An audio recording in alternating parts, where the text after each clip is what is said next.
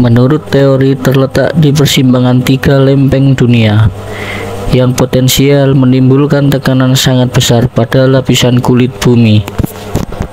Akibat lapisan kulit bumi Nusantara, pertemuan tiga lempeng dunia tertekan ke atas. Hasilnya membentuk hamparan-hamparan luas yang dikenal sebagai paparan benua Sunda dengan barisan gunung berapi dan pegunungan panjang yang pada masa purbakala disebut sebagai Suitethwipa atau Lemuria. Hamparan luas paparan benua Sunda yang awalnya berupa dataran dangkal itu pada zaman es ketika permukaan laut turun ratusan meter terlihat mencuat ke permukaan.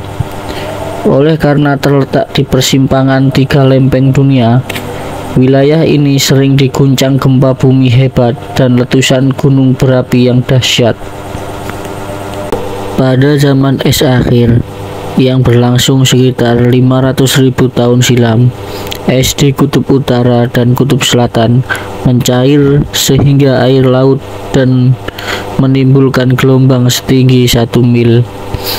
Akibat naiknya air laut yang menggelombang hingga setinggi 1 mil, hamparan paparan benua Sunda yang luas itu tenggelam ke dalam laut dan hanya dataran tinggi dan puncak-puncak vulkanis yang tersisa.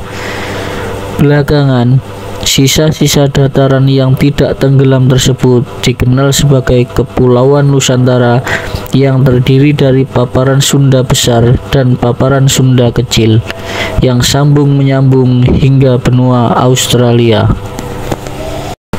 Menurut peta yang dihasilkan Southeast Asia Research Group di London, Kepulauan Nusantara dulunya merupakan suatu kesatuan dengan benua Asia, tetapi daratannya yang rendah tenggelam ke dasar laut dan hanya gunung-gunung vulkanik dan daerah dataran tinggi bergunung-gunung yang tersisa menjadi pulau-pulau.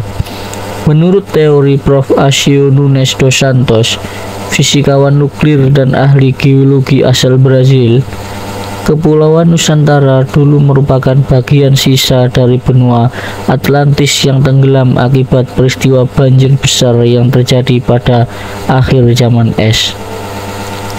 Peristiwa itu terekam dalam cerita-cerita purba di berbagai belahan dunia tentang terjadinya banjir besar yang melanda dunia, yang menenggelamkan seluruh dataran rendah dan menyisakan dataran tinggi dan gunung-gunung berapi sebagai pulau-pulau. Dalam peta geografi modern, Nusantara terletak di persimpangan jalan antara Samudra Hindia dan Samudra Pasifik yang dalam jalur perdagangan tradisional menghubungkan Teluk Benggala dan Laut Cina. Kepulauan Nusantara membentang dari barat ke timur sejauh 5.000 km dan dari utara ke selatan sejauh 2.000 km, yang karena luasnya wilayah sampai terbagi dalam 3 wilayah waktu. Wilayah yang luas dihuni oleh lebih dari 300 suku dan subsuku dengan berbagai varian dan derivasi bahasanya.